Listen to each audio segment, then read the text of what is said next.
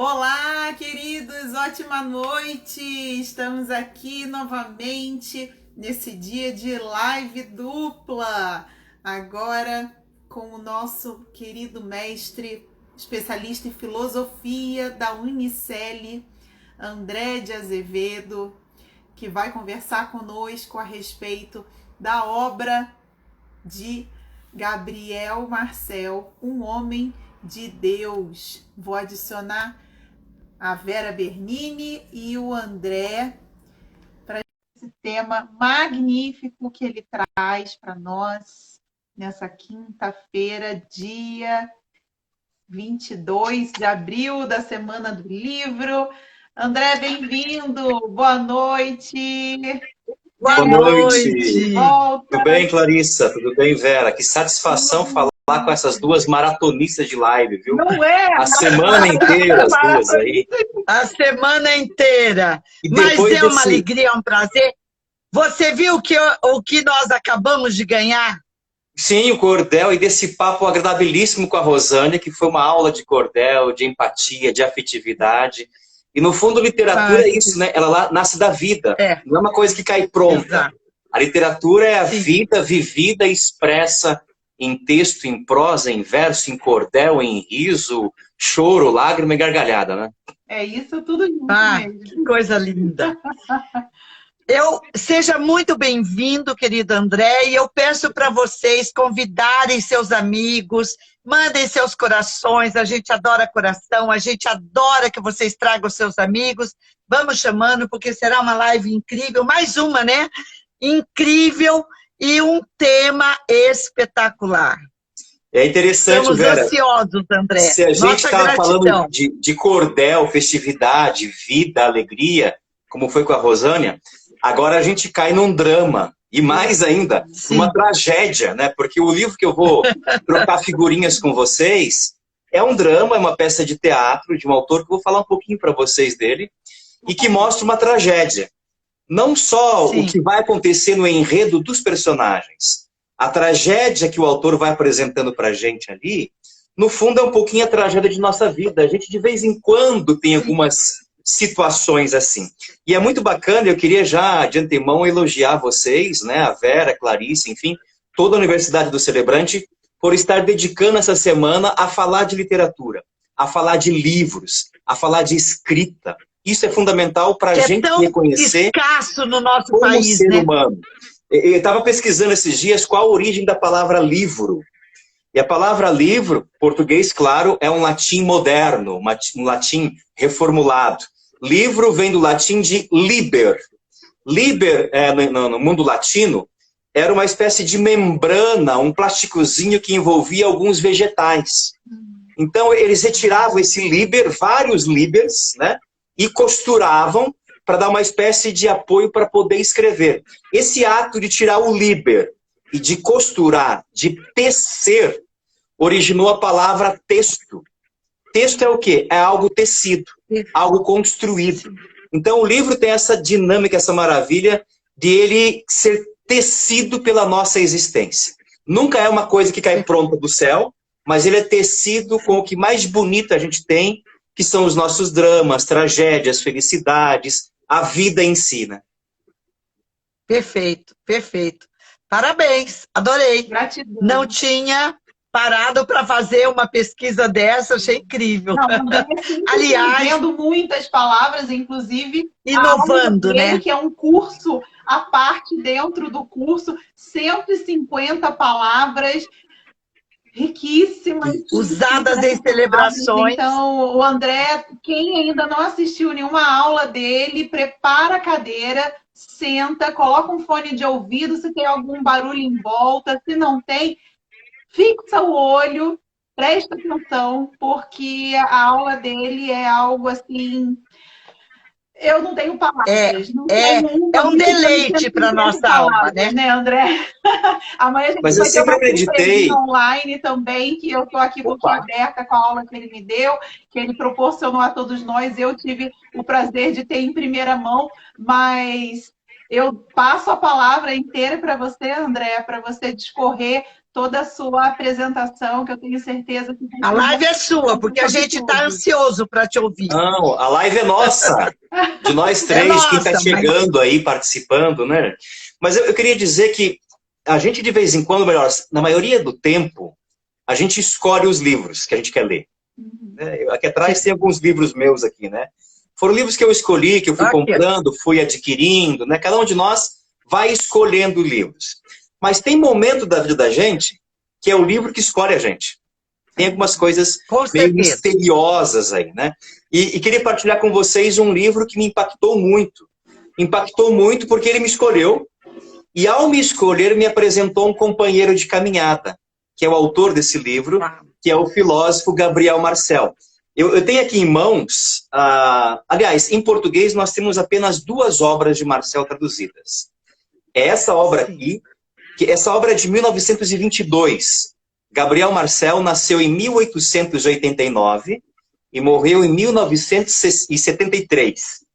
Francês, parisiense, era um homem que nasceu de uma cultura, digamos, muito elevada. O pai, ele era chefe de gabinete da cultura da França, a mãe muito culta, mas era uma família, digamos, agnóstica, ateia. Até os 40 anos, Gabriel Marcel era um ateu convicto. Com 40 anos, ele tem uma experiência profunda, a partir da filosofia, de encontro com a solidão, com o silêncio e com aquilo que ele vai chamar de mistério da vida.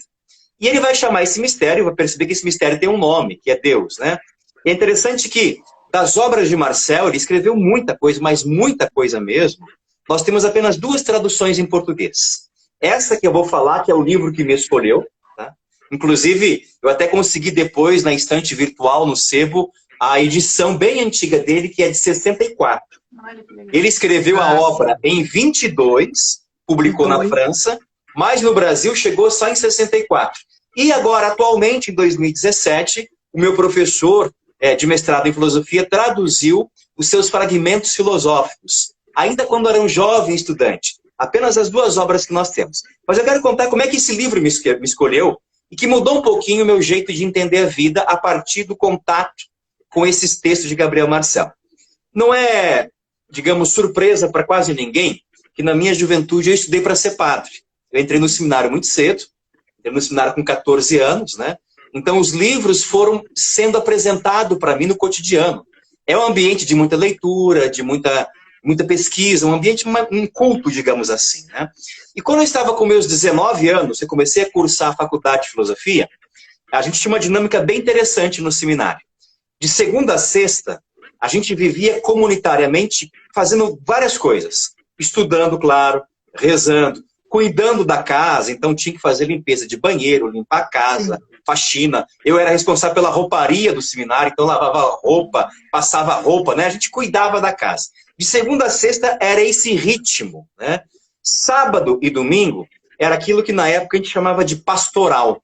A gente saía do seminário e ia para as comunidades. Comunidade de base, comunidade popular, para movimento, para celebrações da igreja, né? Então, sábado e domingo não tinha ninguém no seminário. Todo mundo estava no mundo, correndo, trabalhando, para ajudar as comunidades. E a gente voltava só à noite. E geralmente voltava bem cansado, porque ficava o dia inteiro trabalhando, ajudando, costurando os movimentos sociais, né? E um sábado à noite estava um friozinho gostoso no seminário, um friozinho parecido com hoje aqui em Curitiba. Nós estamos com 12 graus, mais sensação térmica de 10 e 9, tá um pouco friozinho, gostoso aqui, né? Eu voltei à noite para casa, para o seminário, e para ir para o meu quarto, era um corredor com vários quartos assim, tinha que passar em frente à biblioteca. Eu estava muito cansado aquela noite. Mas alguma coisa dizia, André, passa na biblioteca. Eu sempre passava na biblioteca, né? Inclusive, um tempo eu fui bibliotecário, eu cuidava da biblioteca, né? Eu entrei, acendi a luz e fiquei olhando, acho que eu vou pegar um livro para ler antes de dormir. Olhando, fuçando nas estantes, aleatoriamente, né? Porque eu estava de saco cheio de ler livro de filosofia, ler Platão, essas coisas, estava com a cabeça cheia já. Eu queria uma coisa mais amena. E eu encontrei esse livro, Gabriel Marcel, o livro intitulado Um Homem de Deus.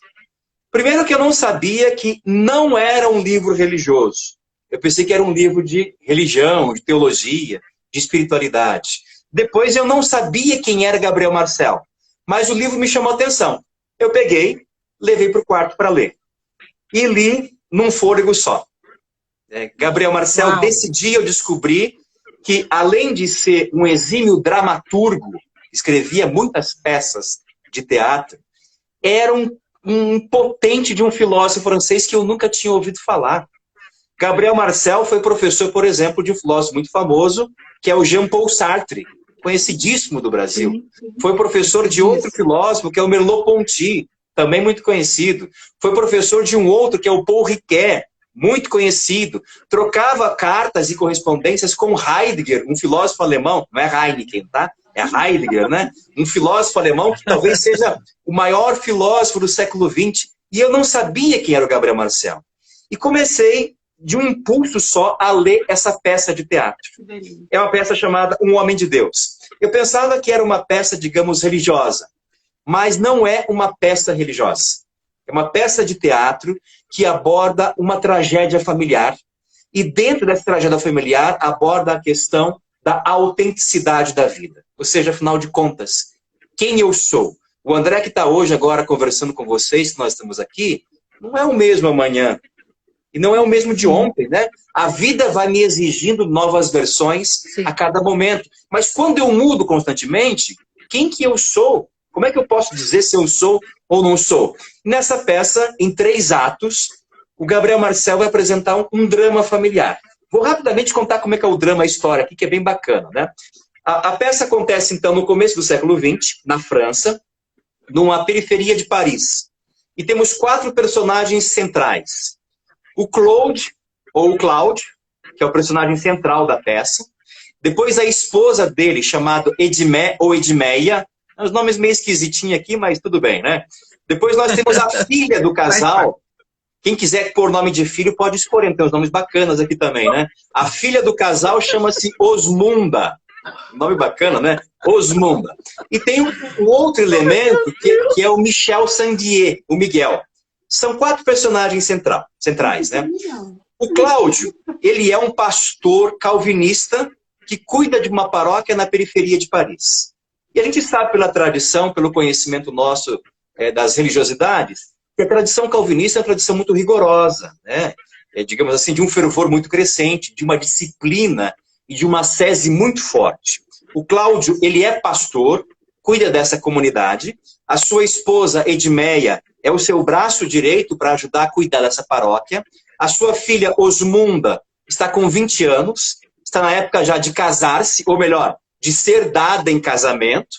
Então o pai, a mãe, o Cláudio e a Edmeia estão procurando o pretendente para ela. E tem um outro personagem que aparece de repente, que é um homem doente, que está com os dias contados, em fase terminal, com um câncer, e era amigo da juventude de Cláudio e Edmeia. Aparece ali do nada, de repente, assim, né?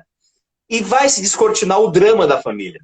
De repente, a Edmeia, a esposa do Cláudio, vai revelar para o Cláudio que a filha, Osmunda, não é filha dele. Ela teve um caso com o Michel Sandier, que é esse doente que apareceu, há 20 anos atrás, quando os dois eram jovenzinhos, né? Eram casados já, ela e Cláudio, mas ela teve uma traição, dessa traição engravidou, e Cláudio pensava que a filha era dele. Ou seja, um mundo pronto, definido, fechado, bonitinho, mas que de repente se esfacelou. E é interessante como o Marcel vai apresentando pela escrita, pela literatura isso, que o primeiro diálogo que a Edmeia toma na cena, você já percebe que a mulher é uma megera. Que a mulher é terrível, é difícil. A primeira fala dela já revela que é uma pessoa difícil. E já revela uma hombridade, um caráter do Cláudio muito bonito. Já revela Osmunda, uma jovem com 20 anos, que não quer ser dada em casamento. Ela quer escolher quem ela deve amar. E o Michel Sandier, que era o jovem lá que depois apareceu morto, né, quase morto, em fase terminal, aparece e esfacela um mundo pronto. Ora, a vida é assim. A gente pensa que de vez em quando tudo tá bonitinho, amarradinho, quadradinho, né? Que tudo vai ser conforme eu definir. De repente vem a vida e passa uma rasteira. Ou como a gente diz por aí, a vida não tá nem aí com os nossos planejamentos. Tem hora que ela tem as decisões dela. Eu vejo por mim mesmo, né? Do que eu projetei na minha vida, talvez 10% deu certo. Os outros 90% a vida foi me apresentando situações, né? Até o fato de ser celebrante social de casamento é um acidente que deu certo. Eu nunca pensei em ser. A coisa foi acontecendo. Fiz celebração de um amigo meu, ele gostou, jogou o vídeo na rede social, no YouTube, começaram a contactar, etc. Eu não escolhi, eu fui escolhido pela vida. Então, essa família tem um drama terrível, começa a esfacelar toda a vida, e aí que vem o título da obra, Um Homem de Deus. Porque o Cláudio, ele começa a perceber que tudo que ele havia construído não era porque ele realmente era uma boa gente, boa pessoa, mas porque ele era pastor. Então ele perdoa a esposa, não porque ele ama e quer recomeçar, mas porque na função que ele está, para evitar escândalos na paróquia que ele cuidava, ele tem que perdoar. Ele é obrigado a perdoar. O perdão dele não é um perdão da sinceridade, mas é um perdão da profissão, da atuação dele. A esposa não foge com o amante quando era jovem, porque tinha medo de escandalizar o esposo pastor. E a filha não sabia de nada. Uma situação densa, trágica, né? Que começa a esfacelar e, de repente, ele começa a se questionar o Cláudio. Afinal de contas, quem eu sou? Eu pensava que eu era um bom pastor, mas eu não sou. Eu perdoei porque é minha função perdoar, e não porque o meu coração solicitou. A minha esposa, eu não fui um bom marido para ela. Eu faltei, eu não amei como homem. Eu amei como pastor. Eu amei mais a sua alma do que a sua vida. E começa a esfacelar o mundo do Cláudio. Até que a trama é tão intensa, que Osmunda, a filha, quer ir embora, quer fugir, né? E de repente, na hora que está nessa briga, nessa confusão de família, e família sempre tem isso, né, gente? Né? Tem confusão, tem briga, né?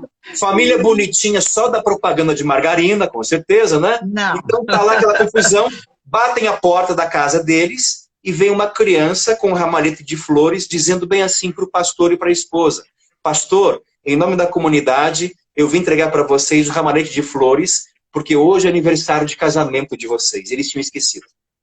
E o teatro termina por aí.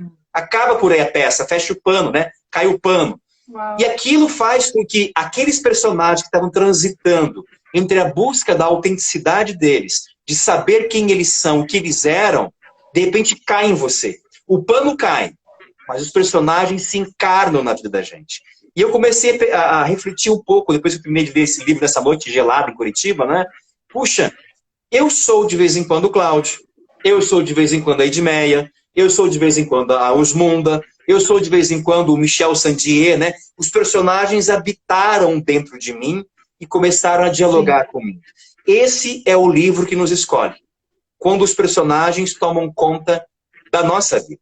E eu fui então começar a ler outras peças de Gabriel Marcel, fui ler suas obras de filosofia, e para ler as obras dele, eu tive que me aventurar no francês, né? Só tinha obra em francês, tive que me virar um pouquinho nisso também para correr atrás, né? Então, ele foi se apresentando como um companheiro de viagem para a minha vida até hoje. Né? Faz mais de 25 anos que ele me acompanha como aquele que me troca confidências. Ao ler as obras de um autor, a gente não lê apenas letrinhas que estão gravadas. A gente conversa com o autor, dialoga com ele.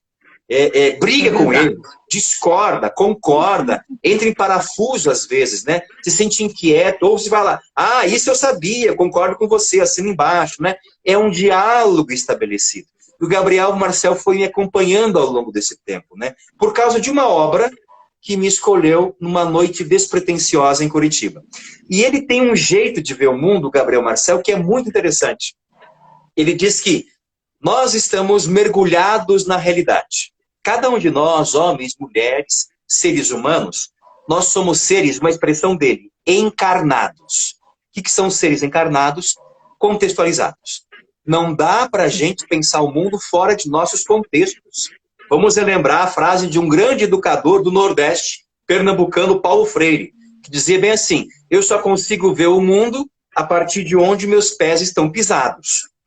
Eu não consigo ver de outra maneira. Eu vejo por perspectiva, eu vejo por contextos. Gabriel Marcel vai dizer isso: cada um de nós está mergulhado em contextos. Cada um de nós é encarnado. Estamos imersos em comunhão com essa realidade chamada vida, chamada mundo. Agora, para eu me relacionar com essa realidade, para eu entender essa realidade, Gabriel Marcel diz que nós temos dois caminhos, que ele vai dar o nome de problema e mistério. O que é o problema? O problema A palavra problema é a palavra latina, né? Probalium é aquilo que está diante de mim. É como se fosse um obstáculo. Eu tenho que contornar, eu tenho que resolver. Isso é um problema. Um problema é alguma coisa que se transforma em algo fora de mim. É um objeto que eu tenho que solucionar. Ponto final. Lembremos-nos dos nossos problemas de matemática que a gente aprendeu lá com a tia Jacira na 3ª série, né? A Vera tinha 3 laranjas. Daí ela tinha um amiguinho de deu uma. Com quantas ela ficou? O problema é isso. Você tem uma coisa que está fora de ti. É objeto. É coisificado. Só que Marcel diz o seguinte: na vida eu posso lidar com muitos problemas. Pagar uma conta é um problema, consertar o carro é um problema, ir até o correio e levar uma carta é um problema, né? Entrar numa live é um problema porque é algo fora de mim. É uma coisa que eu tenho que manipular, solucionar e dar conta. Só que Gabriel Marcel diz, na vida nós temos também os mistérios. O que é o mistério? Mistério não é uma coisa escondida, porque é próprio do mistério revelar-se. O mistério é uma revelação. O mistério, diz Gabriel Marcel, não é aquilo que está diante de mim como um problema, porque senão eu vou tratá-lo como um objeto. O mistério é justamente aquilo que está em mim, que toma conta de mim, que me seduz, que me envolve, e eu não consigo distinguir aquilo que está fora e está dentro, porque ele faz parte de mim. O amor é um mistério, não porque é escondido, porque ele toma conta de mim. A esperança é um mistério, não porque ele está escondida, porque ela toma conta de mim. A fidelidade é um mistério. E descobrir-se quem se é, a autenticidade da vida, que é o tema da peça, que por exemplo, o livro para vocês, é um mistério. Então, Marcel diz, em dados momentos, qual é a angústia do ser humano? Que ele transforma os mistérios em problema. E quando ele faz isso, ele se perde. Porque ele coisifica-se a si mesmo, coisifica o outro e coisifica a vida admirável que é. Ele transforma a beleza da existência numa grande dificuldade que ele tem que resolver e com isso não consegue ver a beleza da vida. Às vezes a gente transforma os mistérios da vida em problemas. Então, talvez a grande sacada de Marcel que ele tem me ensinado nesse tempo de me acompanhar como realmente um companheiro de viagem, né? É me ensinar que algumas coisas eu tenho que ver que são problemas. E algumas coisas são mistérios. E o jeito de eu me relacionar com o problema e com o mistério são jeitos diferentes que não podem ser misturados, senão eu não vou encontrar a beleza da vida. Aquilo que a gente pode dizer da gostosura do viver, eu me perco, né? E essa, veja que coisa, Gabriel Marcel, que morreu 3 anos antes de eu nascer, ele é alguém que me acompanha. E como é que ele me acompanha? Por causa de um negócio chamado livro. Olha que beleza, que potência que nós temos em criar ideias, expor as ideias, publicar livros, né? A literatura é o jeito da gente viver várias vidas, não é apenas uma, né? Nós somos eternizados pelo nosso legado, né? E os escritores são eternizados pelo legado da escrita. Exatamente. Exatamente. E a leitura é transformadora, né? A leitura muda, por isso que tantos governantes não querem estimular a cultura porque não é interessante. Então, a leitura provoca na gente. A leitura provoca na gente aquilo que o Paulo Freire dizia também, né? Ler não é apenas você entender as regras gramaticais, mas a partir delas, entender as regras sociais. Existe uma gramática social, existe uma gramática política, existe uma gramática de intencionalidades que se eu não souber a regra, eu não consigo ler. Então a leitura faz isso comigo, né? Ela me faz entender não apenas a gramática da língua, mas a gramática das relações. Isso é importante, ela abre o mundo pra gente, né? Exatamente. Eu queria fazer uns comentários aqui, primeiramente agradecer a todos que estão acompanhando a nossa live, sejam muito bem-vindos, coloquem suas observações, coloquem suas perguntas, se quiserem dividir tela conosco, é só colocar aí, eu quero, e vocês vêm participar também, colocar a sua carinha dividida com a gente aqui, vai ser um prazer e uma honra. A Luciana Rocha, nossa especialista também do Unicel, comentou assim: o amor é um mistério. Será que celebrar é um mistério, mestre? Então, André, Totalmente, porque a celebração é uma expressão do amor, né? É a linguagem do amor tornada manifesta, né? É claro que celebrar, então, é uma dimensão do mistério, porque vocês devem ter passado por situações assim, Clarissa, Vera, a própria Luciana também, né? Em dados momentos, me dá a impressão, no ato da celebração de um casamento, que não é a gente que está falando. A gente Sim, com certeza. Parece que é meio possuído. Não, transcende faz a matéria. Não sei, uma coisa meio doida, sabe? Eu lembro de noivos que vinham falar assim: André, aquilo que você falou foi tão tocante. Eu falei: o que eu falei? Isso. Eu não lembrava que eu tinha dito. Não lembra. A gente é usado por uma força maior, né? Eu tenho uma cerimonialista, e ela é evangélica, inclusive, mas ela diz que enxerga uma aura, uma luz em volta da gente, porque a gente se transforma, né? Há uma dimensão de energia, né, que vibra, né? Sim, a energia. E quando termina uma celebração, você está incendiada, né? Sim, de energia. De mais de 500 Hz que o amor incondicional faz, né?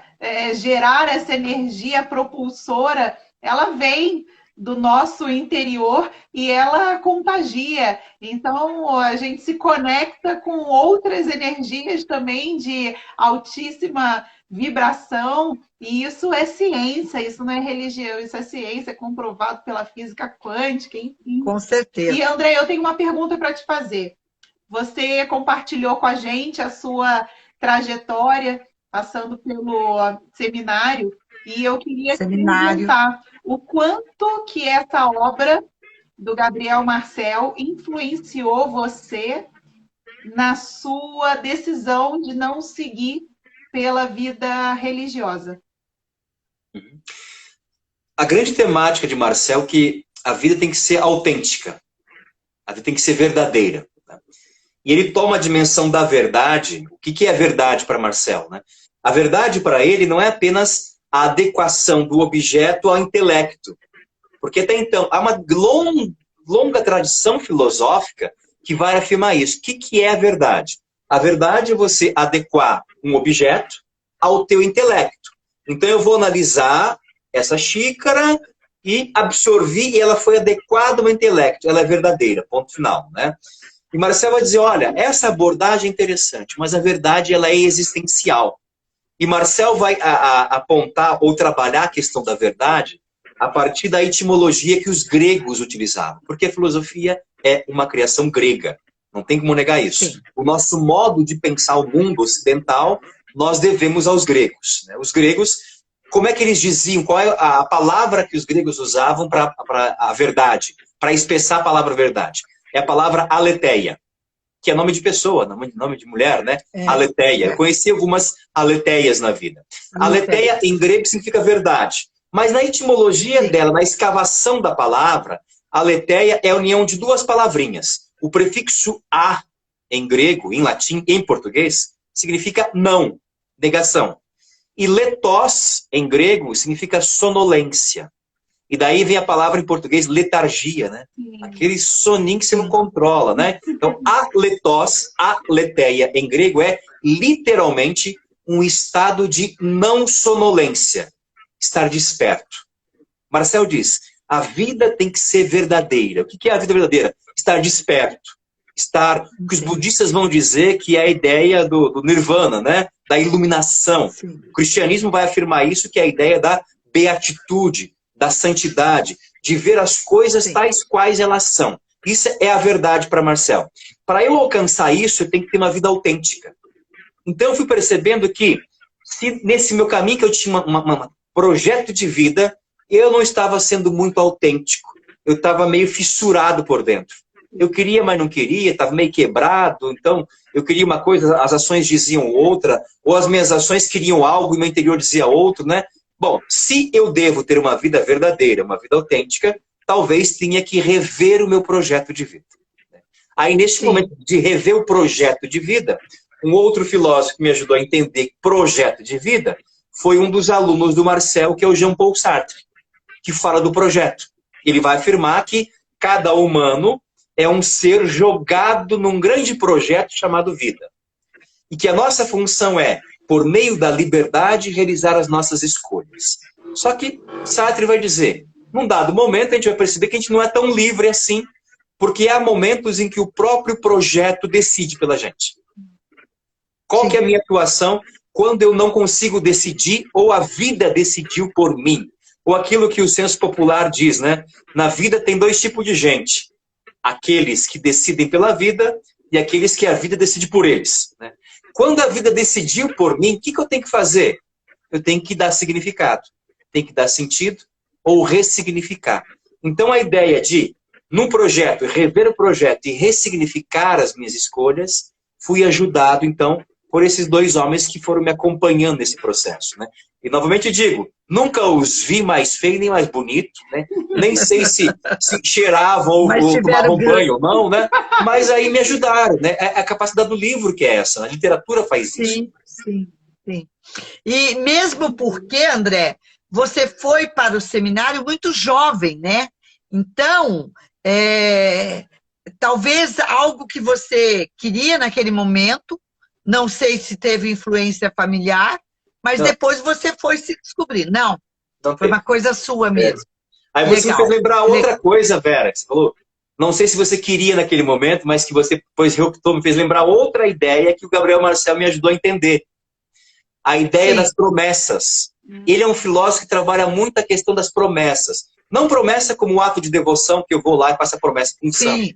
As promessas cotidianas. Sim. Votos de amor, de um casamento. A promessa que eu faço para alguém, ó, eu vou te visitar hoje às 3h, tá bom? Você me espera aí. Então, os juramentos, os compromissos, né? O Gabriel Marcel dizia assim, toda promessa bonita, consistente, existencial, ela não é feita nos afetos, não é feita nos sentimentos e não é feita apenas nos propósitos. A promessa é sempre promessa a um ser concreto. Você faz promessa não a uma ideia, não é um compromisso, não é uma postura, uma disciplina. Você faz promessas a uma pessoa. Então, a promessa é aquilo que costura o meu eu com o eu de outra pessoa. Eu não prometi, ou nos votos, por exemplo, os noivos, eles não fazem promessa no afeto, no tesão, no sentimento. É muito instável. Eles fazem promessa no ser do outro. É o ser do outro que acolhe a promessa. E a promessa é o quê? É o outro verbalizado. É o outro dito em palavras. É por isso que os votos no casamento são importantíssimos, na minha opinião. Na minha opinião, o coração da celebração se dá nos votos. Porque é o momento que os noivos, diante das pessoas que amam, diante da consciência deles, eles se entregam. Como é que eles se entregam? Falando. A fala é o que nos distingue como seres humanos, né? Então eles se entregam falando e não são apenas palavras soltas numa promessa vazia. É o meu ser que é entregue para o ser do outro. Tanto que a palavra diálogo também, outra etimologia aí, né? Estou dando um spoiler do meu curso aqui na Unicel, né? A palavra diálogo, a gente costuma dizer, diálogo vem do grego e é palavra de duas pessoas. Nem sempre. Diálogo não é palavra de duas pessoas. Não são duas palavras. Diálogo, logos em grego é palavra. É verbo, é comunicação, é sentido, razão, interior, potência de vida. Isso é logos. Né? Diar em grego não é dois. Diar em grego é um verbo. O verbo atravessar. O que é dialogar? Dois seres, duas palavras, dois logos que se deixam atravessar. O casamento é um eterno diálogo. O que é você se permitir atravessar pelo outro e ser atravessado, entregando uma promessa cotidiana, renovada a cada momento, o meu ser ao ser do outro, e ele me entrega. Né? Isso é um diálogo. Tanto que o Nietzsche, que é outro filósofo, um alemão meio doidão que tem por aí, sabe? Que já morreu também, 1900, ele nunca casou. Foi um desastre nas relações afetivas dele. Mas ele deu um conselho para quem queria casar. Dizia assim, se você quer casar com alguém, primeiro critério de escolha que você tem que pôr um papelzinho para ver se serve a pessoa, né? Pergunte para si mesmo se na velhice vocês ainda serão capazes de dialogar. Se a resposta for sim, invista, dizia Nietzsche, né? Porque o diálogo é o casamento. A Vera ficou feliz agora, né? Eu vou compartilhar com vocês. Quando casar, né, antes de casar, na verdade, eu e meu marido casamos em 2014. 1 ano e 8 meses antes, a gente decidiu, queria casar, né? Então começamos a ver como faríamos, mas a gente já estava morando junto, já tinha uns 2 meses mais ou menos. E a gente falou, bom, então estamos fazendo um test drive, que é o que eu recomendo para muitos casais, né? E a pergunta que eu mais me fazia nesses 1 ano e 8 meses pré-casamento, efetivamente, e eu fazia ele se questionar também, você consegue conviver com as coisas que te desagradam em mim? Porque se a resposta for sim, a gente pode se casar. Porque a gente não se casa pelo que a gente gosta no outro. A gente se casa porque a gente aceita aquilo que nos desagrada no outro. Né? Então, essa é uma dica. Sim. Tem a ver com isso. Exatamente. E é muito interessante esse negócio do diálogo, porque faz 40 anos que eu e o Geraldo trabalhamos juntos e convivemos 24 horas por dia. Foram 30 anos no corporativo e em 2011 a gente deixou o corporativo, fazendo 10 anos. E as nossas filhas falam assim, pelo amor de Deus, papai e mamãe, mas o assunto não acaba. Falei, não acaba. Vira e mexe, eu me pego esquecendo de que aconteceu uma coisa, vira e mexe, ele me chama, bem, vem ver uma planta, vem ver uma coisa, olha, eu quero te falar isso. Não acaba, porque quanto mais se ama, mais assunto tem. E no fundo, o que é o amor? Mais vão acumulando motivos para conversar, né? Nossa! A gente senta na sala para ver televisão, eu tô sempre com um tricôzinho na mão e ouvindo, né? E a gente não vê mais a televisão, não escuta mais a televisão, e ficamos conversando. É normal. E o amor é essa palavra então, dita no caminho ao mundo, certo, né? Sim, sim. Hein? O amor é essa palavra dita ao mundo, né? Uma palavra pronunciada sobre o mundo. Isso é o amor, né? E a Clarice me fez lembrar uma outra afirmação também do mestre Gabriel Marcel, né? Ele dizia que quando eu amo um ser, eu não posso esperar nada dele, ele dizia. Porque quando eu espero alguma coisa, eu já estou condicionando. Tá? Vem a decepção. E depois ele dizia mais ainda, e na relação amorosa verdadeira, frutuosa, fecunda, eu nunca posso adjetivar o amor do outro. O que é adjetivar o amor do outro? É buscar as qualidades e os defeitos. E quando eu faço isso, eu não estou buscando realmente o outro. Estou buscando aquilo que ele pode ou me proporcionar de bom, ou de me repelir pelas suas não qualidades, né? Ele diz, o amor verdadeiro é aquele que vai à essência, que ama o outro, aquilo pelo que ele é, e não pelo que ele pode te oferecer. Sim, sem dúvida. Exatamente, perfeito. É isso. E na realidade, essa entrega, se for você criar expectativa no outro, é um espelho, né? Si mesmo. Você está se olhando no espelho. Sim. Exatamente. Tanto que o Gabriel Marcel... Você quer que o outro faça aquilo que você quer. E você trabalha com projeções. Você projeta o outro, né? E no fundo, essa é a dinâmica da paixão. Né? O estado de estar apaixonado pela outra pessoa, que é um estado de pontapé inicial para o amor. O amor amadurecendo-se, mas ele começa pela paixão. E é bom que comece pela paixão, né? O que é estar apaixonado? É um estado de projeção. Eu vejo no outro tanta coisa bonita, aquelas coisas, dotes e qualidades, né? Aí passa um tempo de casado e fala, mas você mudou tanto. Não é que mudou. É que naquele momento da paixão, eu projetava no outro ou as minhas qualidades, o meu ser no outro, era um espelho, ou então aquilo que eu desejava que eu não tinha, eu jogava nele, né? E de repente a vida é o feijão com arroz, o dia a dia, né? Como nossos avós nos ensinaram, conviver, comer um saco de sal juntos, né? Demora tempo, lentamente. Aquela projeção vai cedendo espaço para a realidade tal qual ela é, ou a ideia dos gregos de aletheia, de verdade, né? De desvelamento, de revelação, de despertar, e de repente eu não olho o outro, não é mais uma projeção minha. outra pessoa que eu amo, não é mais o André de saia. O outro é o outro, na sua inteireza, na sua novidade, nos seus limites, nas suas potências, né? Aí vem o amor que se renova a cada dia, né? O amor que se faz opção cotidianamente. Exato. E você também falando isso me lembrou, eu não sei se foi na live da Adriana, na terça-feira, que foi falado a questão do quanto o outro te faz crescer. E eu ia até comentar isso durante a live, mas acabou que o assunto emendou uma coisa com a outra, e agora você está me fazendo lembrar sobre isso, que é uma coisa que eu sempre gosto de falar com os casais que me procuram para celebrar, ou durante as reuniões, ou também durante a cerimônia, dependendo de como isso se apresenta.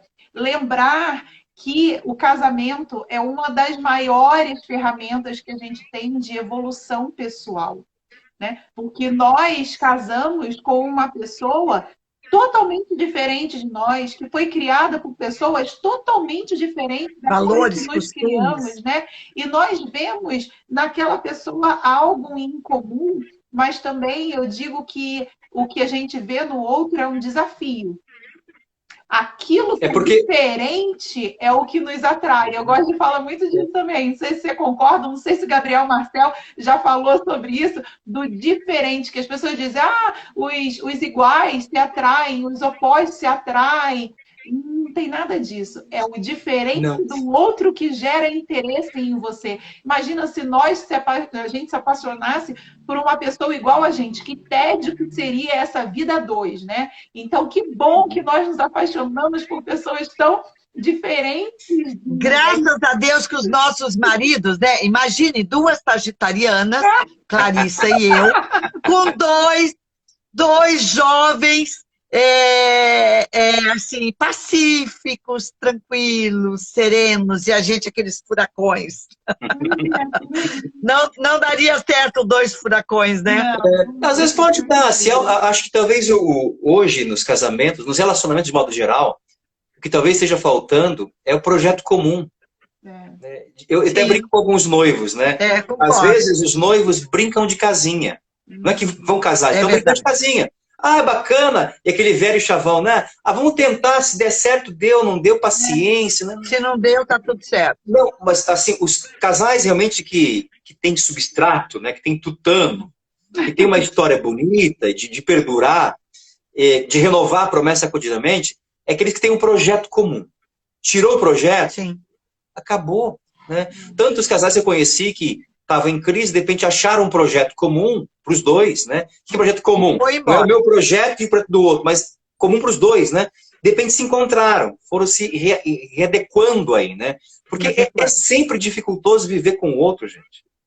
O outro não sou eu. E esse é o princípio do conceito de outro. O que é o outro? O outro é tudo aquilo que eu não sou. Ponto final. Ele não é um outro André. É outra pessoa, o outro aquilo que eu não sou. E por ele não ser eu, ele me revela quem eu sou. Eu só sei quem eu sou porque o outro me revela. O outro é uma espécie de comunhão comigo, né? Tanto que Gabriel Marcel vai dizer que um dos grandes princípios das relações sociais é o princípio da intersubjetividade. O meu sujeito, o meu interior, a minha vida, a minha inteireza, ela só é ela porque entrou em relação com o outro.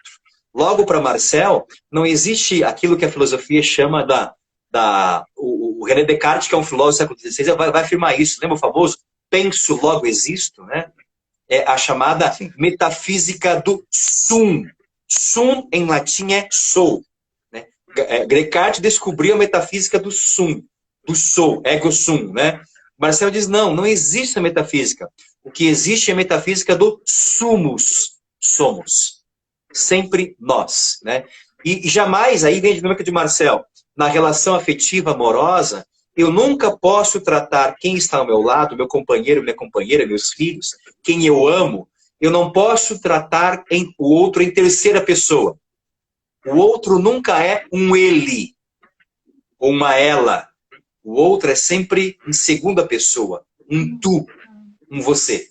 Porque quando eu falo ele ou ela, né, eu estou falando de alguém fora do circuito aqui, né? Estamos nós três aqui conversando, eu falo, você viu o que ele falou? O ele não está aqui. Não tem relação, Sim. não tem vínculo, né?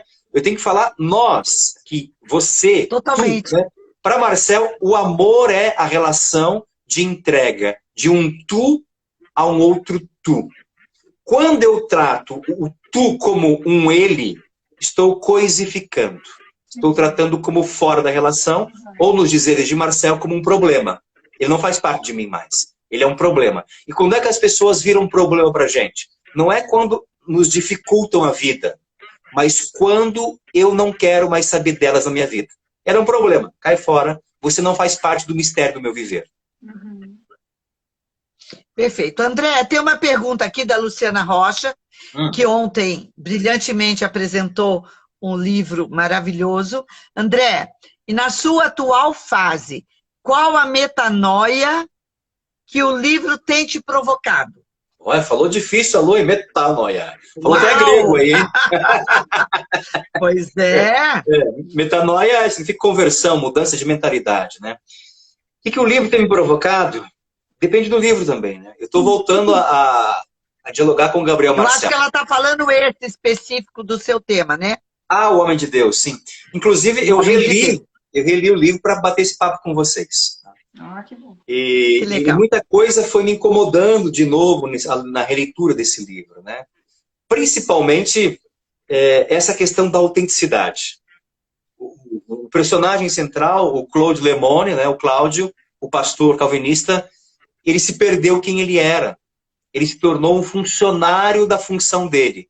Ele executava com maestria, muito bem elogiado pela comunidade dele, seus cultos, suas pregações, mas não era ele. Havia uma fissão, uma fissura entre quem ele realmente é e o que ele faz. E isso a gente chama hoje de propósito de vida. Quanta gente que tem crise profissional, que não se encaixa, porque nem sempre o que ele está fazendo é o que ele é.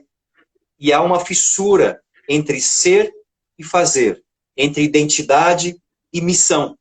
Eu acho que talvez nessa leitura atual que eu fiz esses dias para hoje, né, o Cláudio me revelou isso, né? Até que ponto a minha identidade e a minha missão, elas estão unidas hoje? Me levantou esse questionamento. E isso é interessante dos livros, né? O Paul Ricoeur, que foi aluno do Marcel... São momentos. Ele dizia bem assim... Nos traz lições e momentos diferentes, né? O Paul Ricoeur dizia bem assim, todo texto ele tem uma reserva hermenêutica. É isso. Eu li o texto há 20 anos atrás, me despertou algumas questões, porque há 20 anos atrás eu era um outro André. Relendo hoje, me desperta outras questões, porque tem uma reserva de interpretação dentro dele, né? Os personagens, os questionamentos vão saindo aqui de dentro, né? Então, isso é interessante. Um livro lido e relido, ele apresenta várias facetas para a gente também. Com certeza. Essa reflexão que você trouxe agora, eu imagino que muitas pessoas que estão assistindo essa live, que vão assistir essa live, que estão se questionando a respeito do que elas estão fazendo da vida delas hoje, se elas devem se tornar um celebrante ou não. A gente sempre dá o recado de ouvir o próprio coração, né? Que quem vem para cá para querer ganhar dinheiro, querer ser rico, não é o melhor caminho. O melhor caminho é fazer o que você ama, né? Como a Vera muito bem fala na aula de hematologia. A gente se questiona, e eu, particularmente, me identifiquei com esse relato que você falou agora, da questão da missão. Será que o que eu estou fazendo agora tem a ver com a minha missão de vida, né? Quando eu decidi que eu iria ser celebrante, foi quando eu me fiz essa questão que você levantou agora. Eu perguntei para mim, após ter acabado de ter minha filha, que hoje tem 4 anos, qual era a minha missão de vida? Qual era o meu propósito aqui? O que eu deveria fazer? E a resposta que eu tive foi que eu tinha que trabalhar oferecendo felicidade para as pessoas. Eu precisava ter um trabalho que eu fizesse as pessoas felizes. E uma semana depois, a celebração caiu no meu colo, e todos nós daqui temos uma história muito parecida com essa questão do por acaso. Sim, e por acaso nós fomos escolhidos. É porque nós somos um farol de luz para o planeta. Um celebrante é um farol de luz para o planeta. Ele irradia, ele ele tá aqui, ele está celebrando o amor, o ato de celebrar é um ato de amor, tá? Então, nós celebrantes, nós irradiamos isso ao mundo, às pessoas. É aquilo que o André falou, transcende, porque quando nós terminamos uma celebração, você não sabe o que você falou. A coisa acontece. Você faz um roteiro, mas você não segue o roteiro. O roteiro é um mero instrumento ali de apoio, porque a coisa acontece, né? Então, é isso. E uma vez perguntaram assim para mim, André, ser celebrante de casamento não é difícil? Eu falei, não, é fácil. Difícil deve ser animador de velório, né? É mais complicado a situação, difícil, né? Agora, a gente está num momento em que tudo coopera para que a mensagem seja potente, bonita e luminosa, como você falou, Vera, né? Todo mundo quer falar de amor, está celebrando o amor, está propenso, é gente bonitinha, cheirosinha, está todo mundo ali atento ao que vai acontecer, né? Então, gente, eu acho que se existe uma fórmula para digamos assim, um emprego dos sonhos, né? Uma profissão dos sonhos, eu acho que tem que ter 3 elementos. Primeiro, tem que ganhar bem. Segundo, tem que ter sentido para a tua vida. Terceiro, tem que servir aos outros, né? Então, vamos ser celebrantes de casamento, né? Ganha bem, dá sentido pra gente. Eu já penso diferente, André.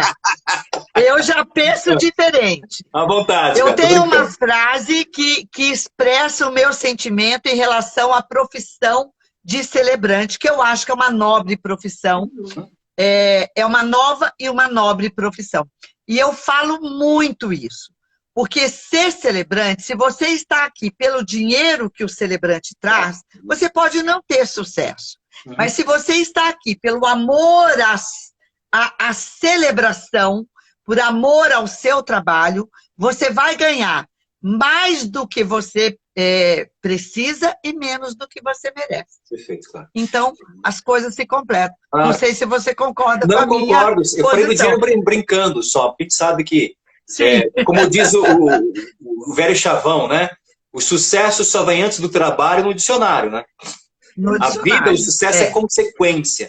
E, vindo financeiramente o retorno, é consequência de um intenso trabalho e paixão também. Sim, sim. E eu costumo dizer, André, que ser celebrante, você constrói, você tem a oportunidade de construir a sua carreira do jeito que você planejou. Você pode planejar pelo dinheiro ou pela missão. Se for pela missão, você vai programar todo o seu trabalho, seu portfólio, suas mídias sociais, pela entrega do seu trabalho e, consequentemente, virão muitos casamentos. Você vai planejar o número de casamentos que você quer celebrar. Se você está aqui por dinheiro, você vai planejar quanto você quer ganhar, por semana ou por mês. E aí você vai fazer a sua projeção. Então, você tem as suas escolhas. E quando você escolhe a fazer por amor, aí você acaba tendo muita celebração exatamente por isso. Chega um casal de noivos para a gente e fala assim, a senhora tem tal data livre? Puxa vida, né? Você não tem aquela data. Mas nesse dia a senhora tem outro horário? Ou você tem outro horário? Tá, tenho, perfeito. Não, não tem. Ah, mas qual dia tem livre? Aí transcende, entende? Eu Porque acho que eles querem aquele celebrante. Não importa a data que eles gostariam, importa você na cerimônia dele. Em termos do Gabriel Marcel, a gente pode ver a atuação do celebrante também nesse binômio, né? Ou mistério ou problema. Ele é um problema quando a porta de entrada minha é o financeiro, exclusivamente financeiro. Porque daí vai ser algo fora de mim, eu executo, ponto final, eu sou mais um apresentador, um encenador. Ele se torna o Cláudio, né? Isso.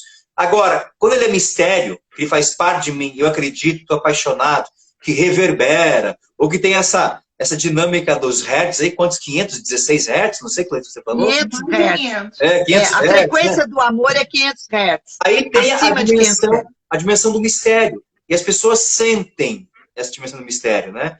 Aí é outra porta de entrada que eu acho que é mais viável mesmo. Exato. E tem uma coisa muito interessante, acho que eu não vou entrar nesse mérito porque vai longe, mas o gostoso é quando você sabe da sua missão de vida, você sabe do seu propósito, você tem consciência dos seus valores e, de repente, você vai fazer uma leitura profunda, uma leitura akáshica, por exemplo, que é o livro da vida, e você tem a resposta daquilo que você executa. Aí, meu amigo, tá tudo certo e você se encontra e, de repente, você se vê fazendo coisas inimagináveis em tempos reais, normais, e você está executando, né? Com o maior amor, com a maior alegria, com a maior entrega e enfim, é isso. Eu sou apaixonada pela vida. Você acabou de falar, Vera, me fez lembrar da ideia ou da imagem do celebrante, da celebrante, como um canal. Né? E me fez lembrar uma afirmação de Santo Agostinho, lá no século IV. Santo Agostinho, ele enfrentou vários problemas e discussões teológicas na época dele. Né? E um dos problemas que ele enfrentou era contra um grupo chamado Donatistas, fundado por um homem chamado Donato. Donato dizia o seguinte, olha, para que os sacramentos da Eucaristia, do batismo, para que a oração tenha frutos, é necessário que aquele que preside a oração esteja, nos dizeres de Donato, em estado de graça. Ou seja, que ele esteja realmente fazendo algo bonito naquele momento. Né? E Agostinho vai dizer que não. Ele vai dizer, não, a graça não depende do canal. A graça chega em ponto final, diz Agostinho. Né? E ele vai dizer, aquele que reza, no caso de Agostinho, aquele que reza, mas para a gente aquele que celebra, diz Agostinho, sim. Ele vai dizer bem assim, ó, a graça é como se fosse a fonte da água. Aquele que quer receber graça é o sedento. Entre a fonte da água e a boca do sedento tem um canal. E diz Agostinho, o canal pode ser de ouro, de bronze, de prata ou até de caniço podre. Não importa. O importa é que a água chegue à boca do sedento. Eu acho que a gente também é assim no celebrante de casamento, sabe? Nem sempre a gente vai estar qualificado como gente que ama. Nem sempre as nossas experiências amorosas foram tão promissoras. Nem sempre a gente está em estado legal, mas a água chega. Sim.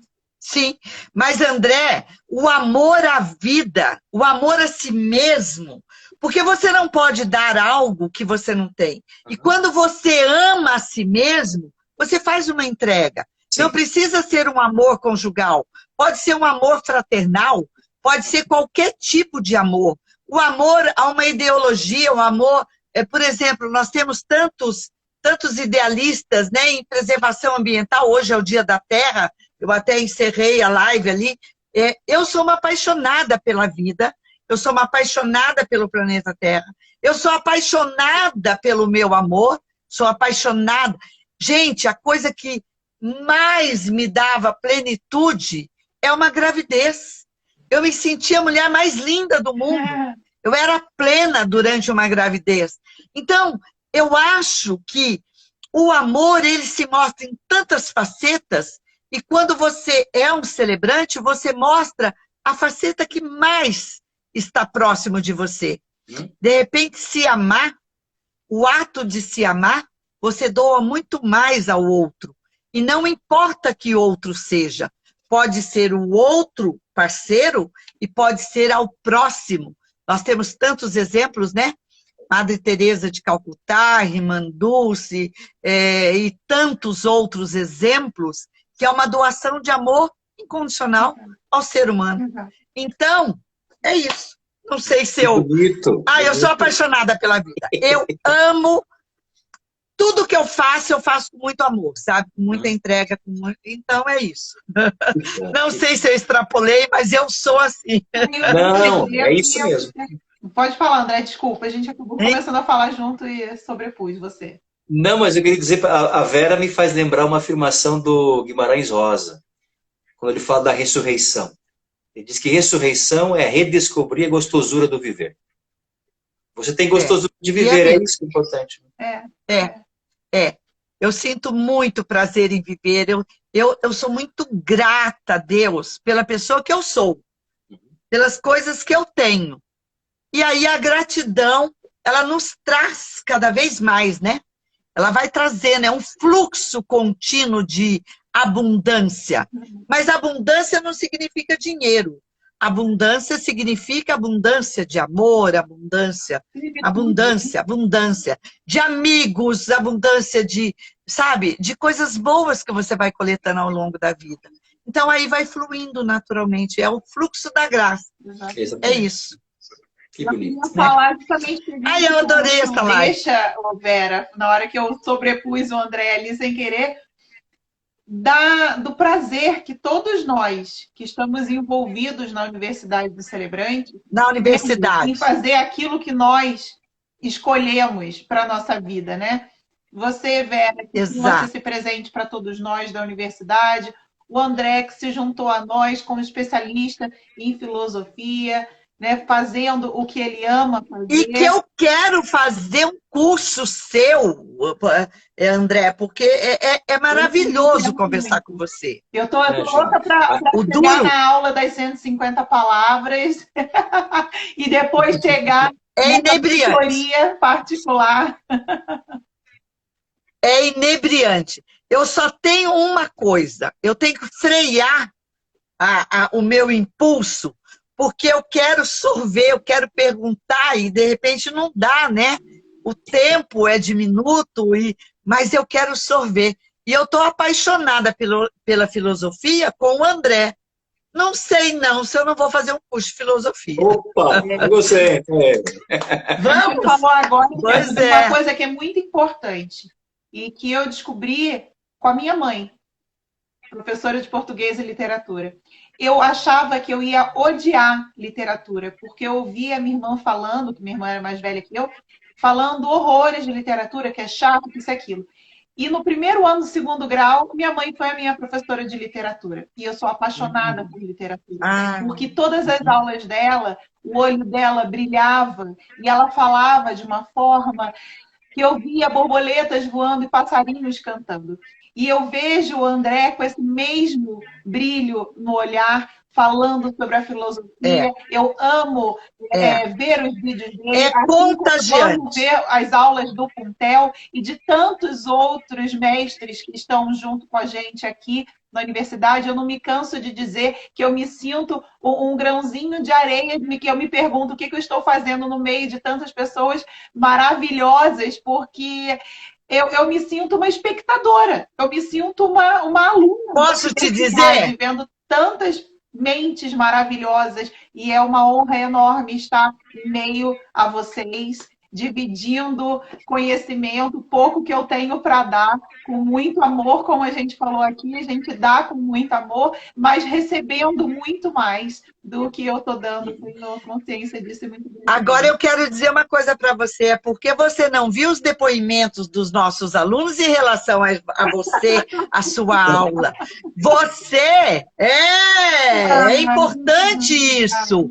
Olha o quão lindo é. Agora eu vou fazer um apanhado, né, dessa primeira turma. Nós vamos fazer um apanhado e mandar para os especialistas os depoimentos para vocês se deleitarem e ver o quão importante vocês são na vida das pessoas e o quanto somos todos faróis, tá? Nós somos um farol de luz. Nós estamos aqui compartilhando aquilo que a gente traz na nossa vida, compartilhando experiência, compartilhando conhecimento, mas a gente recebe tanto, mas tanto. É aquilo que eu falo, é viver no fluxo da graça. Que coisa mais linda do que receber um cordel como nós recebemos hoje?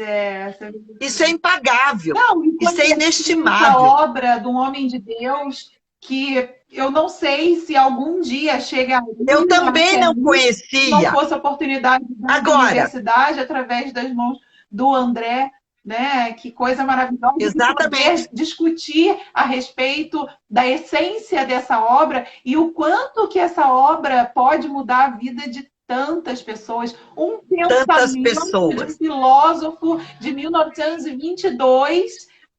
A gente está aqui em 2021. E ter um filósofo passando para nós o que o outro filósofo passava, né, queria compartilhar, e ele o faz brilhantemente.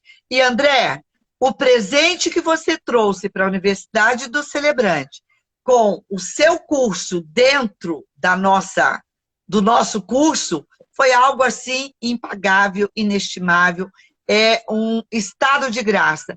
A nossa gratidão não tem como mensurar. Eu só quero poder, de alguma forma, retribuir tanta entrega, tanto amor, tanto carinho, tanta dedicação de cada especialista da Universidade do Celebrante, e estão chegando mais pessoas, estão agrupando mais especialistas, porque nós estamos numa segunda fase, prestes a lançar a segunda fase, né? Que é o Clube do Celebrante. Então, nós vamos ter outros assuntos, além dos aprofundamentos dos assuntos já tocados. Então, é o único curso que eu conheço no Brasil, nesse mercado de celebrante, que é uma obra aberta, né?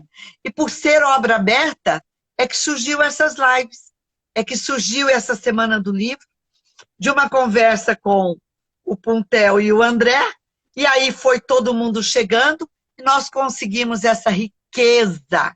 Que semana literária incrível, uma semana extraordinária com conteúdo absolutamente inovador nesse mercado virtual que nós estamos vivendo hoje. Então é só gratidão, André. Assina embaixo. É só gratidão, Clarissa. Nessa Semana do Livro da Universidade do Celebrante, aprendendo uns com os outros, e essa troca realmente não tem preço. Eu tô muito feliz. Exatamente. E uma coisa que nós vamos disponibilizar essas aulas dentro da universidade, e depois eu vou conversar com cada mestre, e vamos ver se a gente pode colocar no nosso canal do YouTube da Universidade do Celebrante. Maravilha. Porque cada live dessa é uma aula de literatura. Né? É uma aula de valores inestimável.